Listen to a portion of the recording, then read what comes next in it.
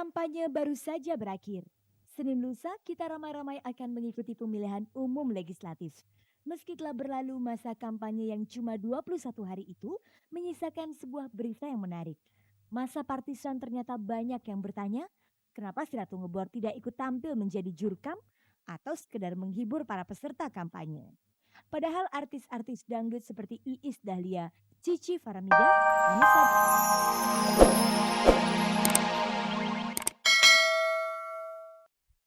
Selama bulan Maret telah terjadi beberapa peristiwa di dunia selebriti.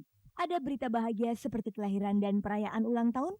Ada juga berita duka meninggalnya anggota keluarga artis dan musibah yang menimpa mereka. Selain itu, isu sensasional selebriti tetap terjadi selama bulan Maret lalu.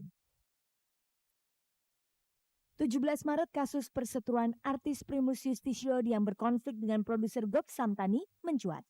Mereka berseteru soal kontrak kerja.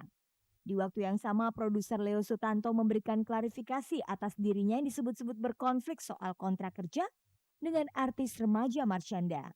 Setelah itu, dua berita tadi tidak terdengar lagi gaungnya hingga kini. Kasus selebriti lain yang sempat mencuri perhatian adalah sidang pertama bintang sinetron Faisal. Sidang ini juga dihadiri kakeknya, ahli tata negara Harun Al-Rashid. Yang paling menghebohkan dari sidang ini adalah ketika ibunya bereaksi keras di hadapan wartawan karena tidak terima dengan kondisi anaknya. Sidang berikutnya terus digelar, tapi tidak lagi seheboh yang pertama. Bulan Maret ini kasus gonjang-ganjing rumah tangga Doni Kesuma dan Yuni masih berlanjut. Minggu pertama Maret 2004, Doni dilaporkan ke polisi oleh istrinya karena kasus penganiayaan. Kasusnya berlanjut bahkan di akhir bulan ini. Doni akan dilaporkan sang istri dengan tuduhan perzinahan. Yang paling sensasional di bulan ketiga tahun monyet ini boleh jadi berita perceraian artis Desi Ratnasari dengan suaminya Sami Hamzah. Setelah cukup lama diberitakan pisah ranjang, terungkap bahwa Desi telah resmi bercerai dari Sami Hamzah di Pengadilan Agama Tiga Raksa Tangerang. Wartawan yang mencegat Desi di lokasi syuting mulai siang hingga malam pada tanggal 19 Maret lalu tidak memperoleh keterangan resmi dari si miskomen itu. Desi bungkam 1000 bahasa. Diva Pop Indonesia Krisdayanti harus pasrah menerima cobaan di hari ulang tahunnya yang jatuh pada tanggal 24 Maret lalu. Ulang tahun Yanti yang ke-29 semula akan dijadikan momen penting dalam hidupnya. Semestinya ia bersama keluarga akan menunaikan ibadah umroh, namun sayang batal terlaksana karena visa untuk beberapa anggota keluarganya tidak dapat diproses. Padahal sebelumnya ia berencana untuk merayakan ulang tahunnya di bandara bersama wartawan sebelum berangkat umroh. Akhirnya Yanti merayakan ulang tahunnya di rumah. Selama bulan Maret ini juga pemirsa tercatat sejumlah berita bahagia yang dialami kalangan selebriti. Pada tanggal 6 Maret, pasangan artis Vira Yuniar dan Tengku Ryan menikah. Pernikahan pasangan ini sekaligus menguak teka-teki kisah kasih mereka yang sejak beberapa tahun lamanya hanya menjadi isu semata.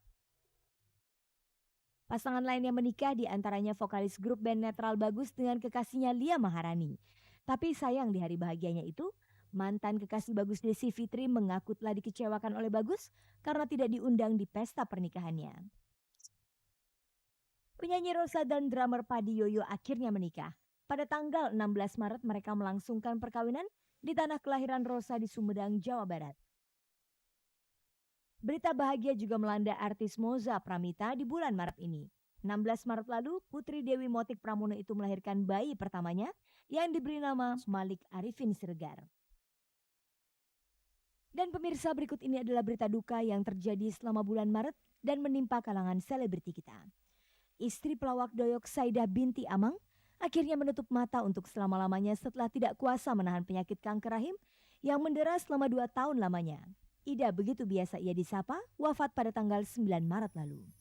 Selang 3 hari atau pada tanggal 11 Maret, ibunda artis Dian Nitami meninggal dunia dalam usia 68 tahun akibat stroke. Artis Nurul Arifin mengalami kecelakaan lalu lintas. Mobil yang dikendarai istri presenter Mayong Suryo Laksono itu bertabrakan di Jalan Tol TB Simatupang pada tanggal 16 Maret lalu. Akibat kecelakaan itu, calon anggota legislatif yang tengah sibuk berkampanye itu mengalami luka serius. Cintami dan Minati Atmanegara kehilangan orang yang dicintainya. Sang ayah, Raden Singgi Atmanegara, mengembuskan nafas terakhir dalam usia 77 tahun. Ayahanda mereka wafat pada tanggal 19 Maret. Musibah juga dialami oleh Sis NS. Mantan anggota DPR MPR itu kehilangan sejumlah berlian dan uang tunai akibat aksi perampokan di rumahnya. Kejadian terjadi di saat siang bolong pada tanggal 22 Maret ketika Sis NS dan keluarga tidak berada di rumah. Musim kampanye yang telah berakhir pada tanggal 1 April kemarin ternyata menyisakan sebuah cerita menarik. Sementara puluhan artis kebanjiran order untuk menghibur masa saat kampanye, tidak demikian halnya dengan si Ratu Ngebor Inul Daratista. Ia sama sekali tidak menikmati euforia itu. Bukan karena tidak ada partai yang mengajaknya manggung, tapi lantaran Inul memasang harga yang sangat spektakuler. Tidak tanggung-tanggung, penyanyi asal Pasuruan ini minta bayaran 32 miliar rupiah.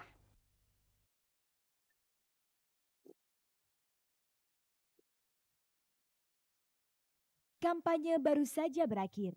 Senin lusa kita ramai-ramai akan mengikuti pemilihan umum legislatif. Meski telah berlalu masa kampanye yang cuma 21 hari itu, menyisakan sebuah berita yang menarik. Masa partisan ternyata banyak yang bertanya, kenapa si Ratu Ngebor tidak ikut tampil menjadi jurkam atau sekedar menghibur para peserta kampanye. Padahal artis-artis dangdut seperti Iis Dahlia, Cici Faramida, Anissa Bahar, Camelia Malik dan lain-lain kebanjiran order manggung. Kemana Inul? Terbetik kabar si Ratu Ngebor asal Pasuruan ini sebenarnya mendapat tawaran menyanyi di panggung-panggung kampanye Partai Demokrasi Indonesia Perjuangan atau PDIP. Bayarannya pun bisa membuat orang melotot. Menurut Del, manajer Inul bukan hanya PDIP yang meminang Inul, tapi juga Partai Golkar. Kepada PDIP pihaknya meminta bayaran 32 miliar rupiah.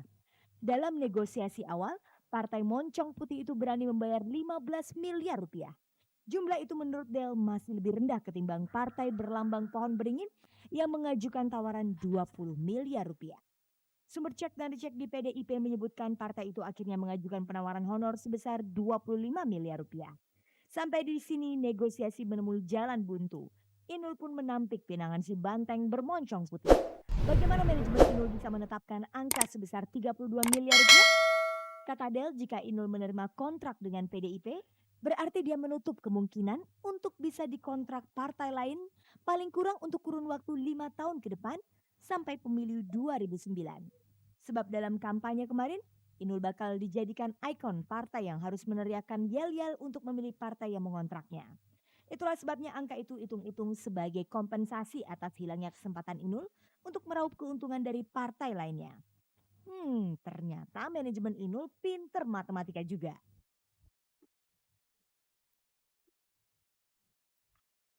Pemirsa, berikut ini kita simak liputan hangat, ringan, dan menarik yang telah berhasil dihimpun oleh tim Cek dan Dicek.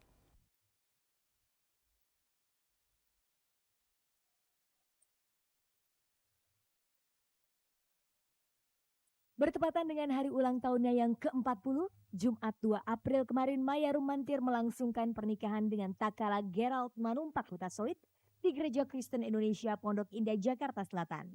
Pemberkatan keduanya dilakukan oleh Pendeta Erlumban Raja.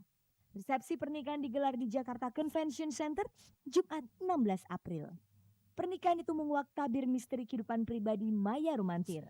Wanita cantik berdarah Manado ini awalnya dikenal sebagai penyanyi lagu-lagu pop. Namun setelah berkenalan dengan Hutomo Mandala Putra alias Tommy Soeharto, profesi itu ditinggalkannya. Bersama Tommy, gadis berlesung pipit itu beralih ke dunia pendidikan dengan mendirikan dan memimpin Institut Maya Gita di Jakarta Selatan. Lantaran kedekatannya dengan Tommy itulah pengagum Ibu Teresa ini sempat diisukan menjadi istri simpanan anak penguasa Orde Baru itu. Bahkan dikabarkan ia mempunyai seorang anak dari hubungannya dengan putra mantan Presiden Soeharto. Tapi wanita bernama lengkap Olivia Maya Rumantir ini tidak menanggapi semua isu tentang dirinya. Tanpa menghiraukan segala gunjingan tentang dirinya yang betah melajang meski usianya tidak muda lagi, Maya aktif di dunia pendidikan. Berita pernikahan ini akhirnya menjawab semua isu miring tentang dirinya. Ia menemukan pelabuhan hatinya pada Takala Gerald Manumpak Hutasoit, pengusaha bergelar sarjana teknik yang pernah aktif sebagai pengurus DPP KNPI tahun 1987-1990. Apa komentar Maya Rumantir? atas pernikahan yang terkesan mendadak itu? Semua itu Tuhan yang atur. Waktu yang kosong, yang gerejanya bisa itu pas tanggal 2, berarti itu Tuhan yang mengatur. Nah kebetulan tanggal lahir saya dengan Bang Tagala ini bulannya sama, dan saya percaya lahir, mati, jodoh itu di tangan Tuhan.